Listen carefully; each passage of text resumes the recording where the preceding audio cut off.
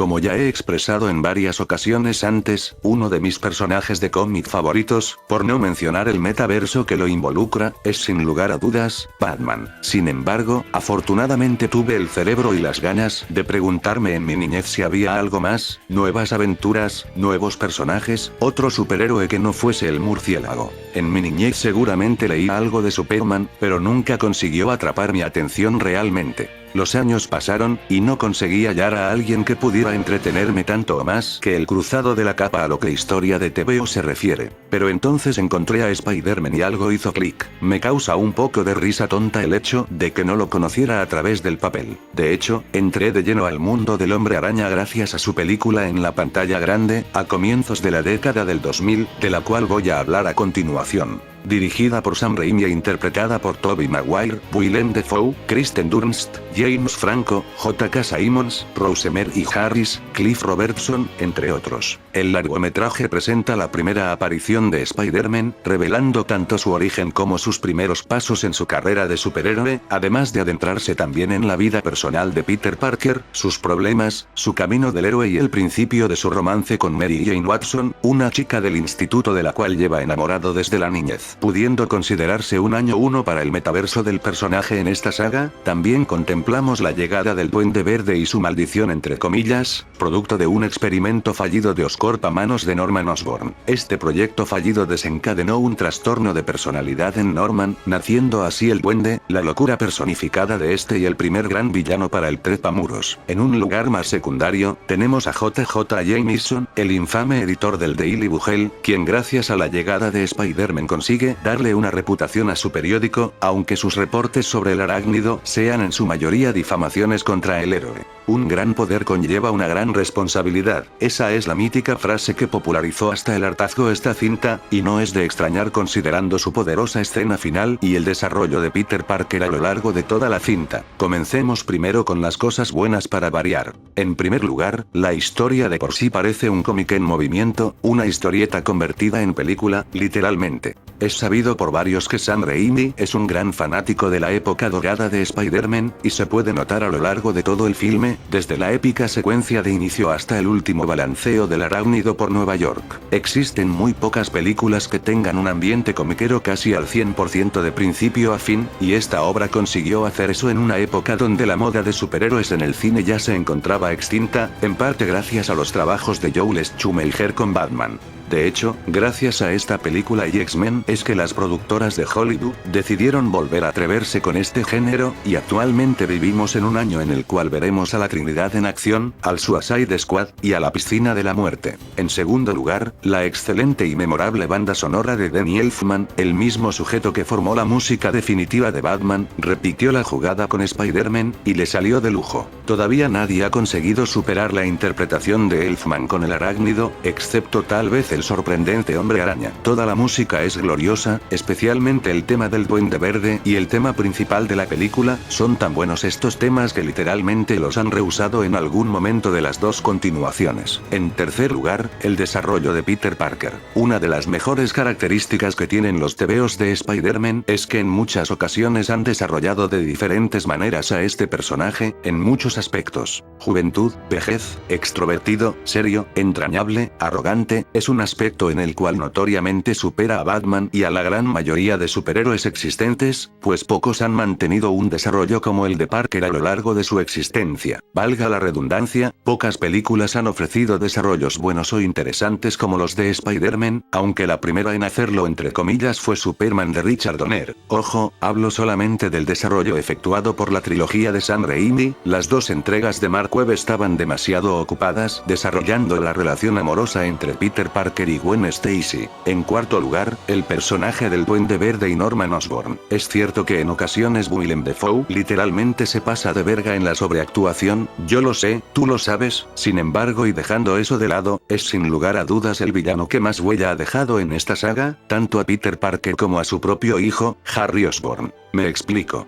Generalmente, muy pocas veces ha existido un villano en una adaptación de superhéroes que deje una gran huella, la cual pueda verse inclusive en futuras entregas, puesto que la mayoría de villanos importantes, como por ejemplo el Joker, Catwoman, Dos Caras o el propio Duende Verde que nos ocupa, han muerto a manos del héroe o este provocó sus muertes, ya sea sin querer o intencionadamente. Personajes antagónicos como Lex Luthor y Magneto son la excepción en esto, sin embargo ninguno de los dos dejó marcas específicamente memorables puesto que ninguno de los dos llevó a cabo un plan demasiado maligno u oscuro, además que esos dos siempre regresaban en todas las secuelas. Los que hayan leído los tebeos de Spider-Man sabrán de sobra, o deberían saber, que Norman fue el causante de una de las peores desgracias sucedidas en la vida de Parker, pues fue el causante de la muerte de Gwen Stacy, una de las prometidas más duraderas del hombre arácnido. En esta película, igual que en Batman 1989, no sucede un evento oscuro de esa categoría, pero aquí presenciamos algo mayor. El Duende Verde ha sido el causante de que Peter, en el segundo y tercer acto, sufra crisis de toda clase, pues primero hizo replantearse a este por primera vez su papel como superhéroe, dado que la gente, pese a sus hazañas, lo tachaba de amenaza igual que a su némesis. Después averiguó la identidad secreta del héroe y lo primero que hizo fue aterrorizar a la tía May hasta hacerla entrar en un ataque de pánico, aunque desafortunadamente el tono de esa escena arruina el planteamiento, es decir, la idea de ver a un villano aterrorizando como tal a la tía May es bastante buena, pero la ejecución resulta bastante graciosa sin querer.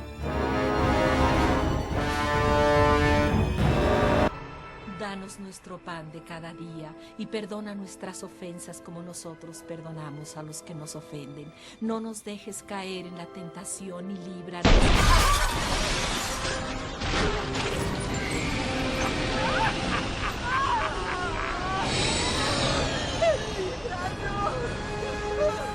¡Termínala! ¡Termínala! ¡Líbranos del mal!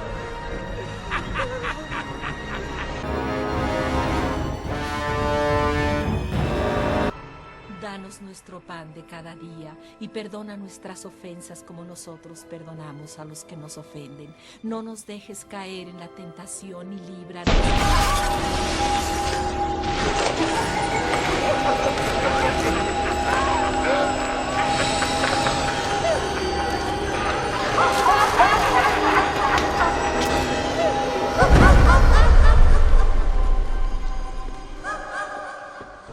En tercer lugar, el empresario enfermo demostró sentir cierta atracción carnal con la por entonces prometida de su hijo, Mary Jane, aparte de que la consideró una mujerzuela, para más tarde secuestrarla junto a un teleférico plagado de niños y usarlos como carnada para su juego filosófico del bien y el mal con Spider-Man. Por último, en un intento de cobardía y maldad pura, engañó a Peter para tratar de atravesarlo con su aerodeslizador, pero este consiguió esquivarlo gracias a su sentido arácnido y terminó empalado en una pared, muriendo por su propia mano, tal y como en las historietas. No obstante, su legado no termina aquí. Como ya dije, queda patente que Norman no es consciente de sus acciones cuando el Duende, su otra personalidad, toma control de su mente y cuerpo. Pese a que aquí la locura de Norman es causada por un experimento, de alguna forma, la locura de Norman se traslada a la de su hijo en un aspecto simbólico, pero para eso ya hablaremos en otro video. Para resumirlo, el legado del Duende Verde seguiría causando estragos en la continuación de esta cinta y especialmente en la conclusión de esta saga, demostrando que incluso muerto un gran villano puede ser un gran problema. Por el otro lado tenemos a Norman, un hombre frío y bastante severo con todo aquel que lo rodea, menos con Peter Parker, el cual llega a considerar casi como un hijo.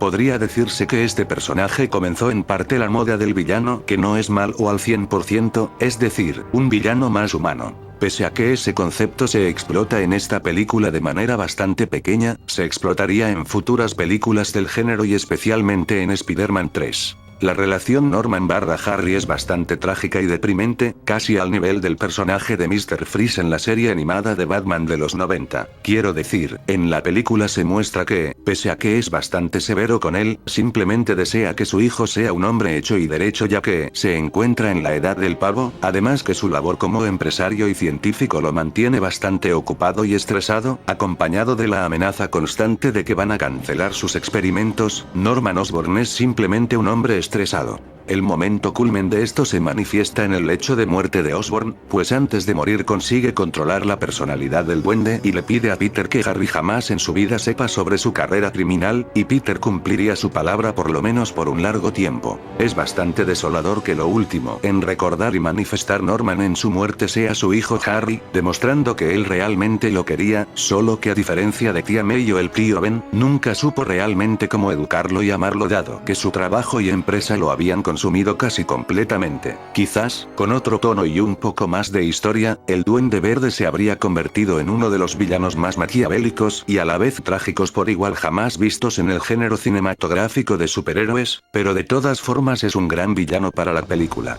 En quinto lugar, tenemos a J. Jonah Jameson. ¿Qué puede decirse de este tipo? Simplemente es J. Jonah Jameson. J.K. Simmons encarna a la perfección a este periodista obsesionado con Spider-Man y con severos problemas de ira, y en todas las escenas que aparece se roba la atención del espectador. No obstante, me hubiera gustado que Raimi sentase más protagonismo futuro para el personaje más que confirmarlo como el secundario de lujo en todas las entregas de Spider-Man. Quiero decir, en las historietas es un personaje bastante importante, más allá de sus pleitos periodísticos con Spider-Man. Formó parte de la creación del Escorpión y el Mata Arañas, su hijo se convirtió en Hombre Lobo si no me falla la memoria, por Dios, inclusive tuvo negocios turbios con Kingpin. Sigo esperando el día donde Jameson tenga un papel protagónico o antagónico en una película de Spider-Man. No quiero decir que Raimi lo haya hecho mal con él, todo lo contrario, su Jameson es de lo mejor que tiene la trilogía completa, pero me hubiera gustado saber más de él y verlo más allá del Daily Bugle.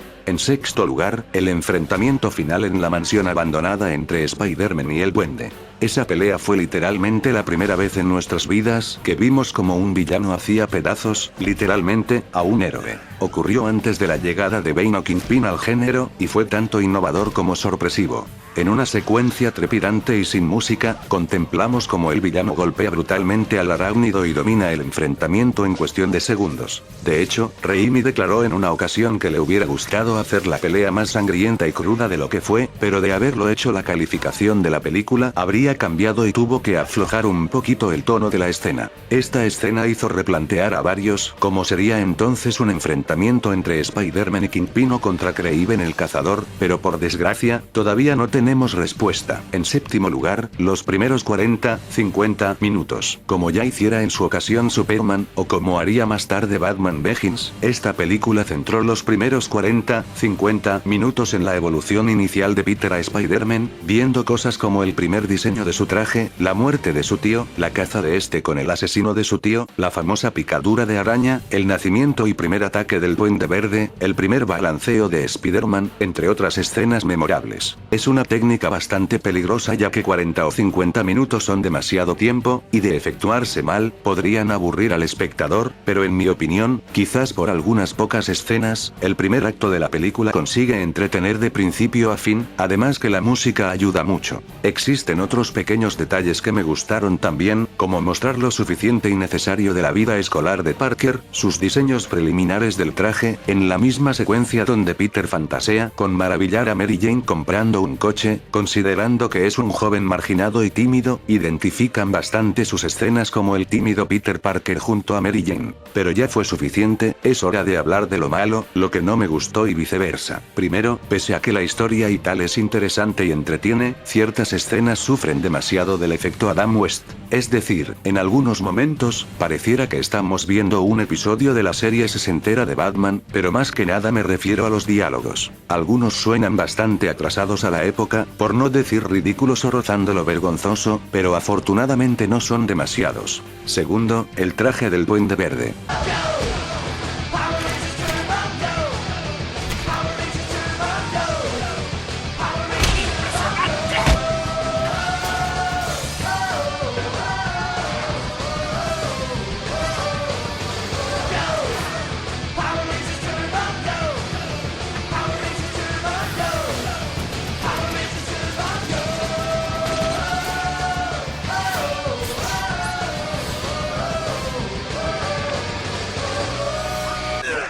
Como personaje es interesante y llevado a cabo bien, pero en lo que a adaptación visual se refiere, es un traje risible. Además, considerando que es algo militar, ¿no podrían haber elaborado algo más militar, valga la redundancia? Tengo entendido que a varias personas les encanta el diseño, no hay drama, después de todo no es la primera vez que cambian radicalmente la imagen de un personaje. Lo que me hace enojar un poco es que los diseños artísticos son mucho mejores. ¿Los han visto? Varios encajan a la perfección con la faceta y persona del duende, y algunos de hecho fueron probados por Willem Dafoe, pero por razones misteriosas eligieron el diseño militar a lo Power Rangers. Tal vez decidieron ir por ahí para que todo el traje del duende saliera de una de Oscorp, pero hubiera sido más interesante ver que el arsenal del duende proviene de Oscorp y que su persona como duende, máscara y traje, provienen de su colección de máscaras de la mansión. Habrían podido hacer algo sombrío y quizás aterrador, pero a la vez comiquero y alegre. Aunque estoy siendo un poco exagerado, después de todo, el aspecto del duende es absurdo, así que por lo menos el traje de la película respeta la esencia visual del personaje, así como ya sucediera hace años con el pingüino de Tim Burton. Tercero, Mary Jane Watson no pasa de ser una damisela en apuros vulgar y típica, pero por lo menos intentan hacerla interesante, pero fracasan. Hubiera quedado mejor que fuera Gwen Stacy, no necesariamente tienen que matar a ese personaje cuando debute el Duende Verde, ¿saben? Cuarto, los efectos especiales flaquean un poco actualmente, no son malos, pero parecen de un videojuego de PlayStation 2. Algunos efectos, como los clásicos, hechos a mano y tal, como en los viejos tiempos, son decentes y buenos. Por fortuna, esto no se notará mucho, siempre y cuando no quieran enfocar de cerca las versiones CGI de Spider-Man o el Duende Verde. Ciertamente, un gran poder conlleva una gran responsabilidad, y encargarse de alguien como Spider-Man no es una tarea tan fácil como con Batman o Superman. Ciertamente, se necesita a alguien conocedor del personaje y su metaverso, de alguien que comprenda su forma de ser, como es decir, de alguien que se identifique casi completamente, o al 100%, con este superhéroe. Yo creo que Sam Raimi fue el elegido para ese entonces, y el digno encargado del mundo cinematográfico de Spider-Man, al menos las primeras dos entregas. Spider-Man es una película con una historia entretenida, interesante y atrapante, con unas actuaciones y personajes memorables, seguida de una música superheroica épica, pese a que algunos diálogos flaqueen, algunos personajes no sobresalgan del todo y algunos efectos especiales se hayan quedado atrasados a nuestra época actual. Le doy un 8,2 de 10 estrellas, tengo la sensación de que con la ayuda de otro escritor y un tono un poco más sombrío en ciertos momentos, fácilmente esta película habría sido mucho más de lo que ya es ahora, aunque no es decir mucho, ya que Spider-Man, tal y como está, es una de las mejores películas de superhéroes que existen, recomendada tanto para nuevos fanáticos del trepamuros tanto como a gente curiosa o aficionada del mundo comiquero, aunque de formar parte de este último grupo de personas, ya deberías haber visionado esta cinta hace mucho tiempo. Espero que les haya gustado mi crítica, me gustaría saber si concuerdan con mi punto de vista o no en los comentarios, y conocer su opinión sobre la película de paso. En un tiempo lejano hablaré de sus dos continuaciones, pero para eso todavía queda un tiempo. Hasta la próxima.